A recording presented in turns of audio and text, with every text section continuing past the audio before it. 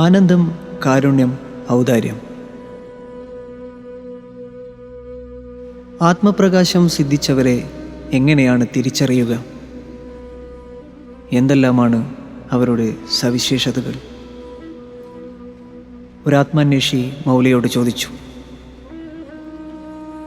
ആത്മപ്രകാശം സിദ്ധിച്ചവരെ തിരിച്ചറിയുക അത്ര എളുപ്പമല്ല. മൗല പറഞ്ഞു തുടങ്ങി. എന്നാൽ അവരോടൊത്ത് ജീവിക്കുമ്പോൾ അറിയാതെ അനുഭവിക്കുന്ന 3 ദിവ്യഗുണങ്ങളുണ്ട്. അവ അനുഭവസ്ഥമായാൽ അവരിലെ പ്രകാശം നമുക്കും പകർന്നു കിട്ടും. ആ 3 സവിശേഷതകൾ മൗല വിശദീകരിച്ചു. 1. ഏത് സാഹചര്യത്തിലും നിറവിൻ്റെയും തൃപ്തിയുടെയും ആനന്ദം അവരിൽ പ്രസാദിച്ചു നിൽക്കും. 2. പ്രപഞ്ചത്തോടും പ്രകൃതിയോടും സഹജീവികളോടും നിറഞ്ഞ കാരുണ്യത്തോടെയല്ലാതെ അവർക്ക് സമീപിക്കാനാവില്ല.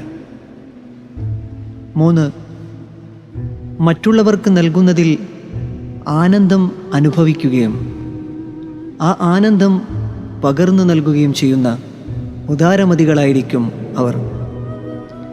മൗല ഇങ്ങനെ പറഞ്ഞ് അവസാനിപ്പിച്ചു.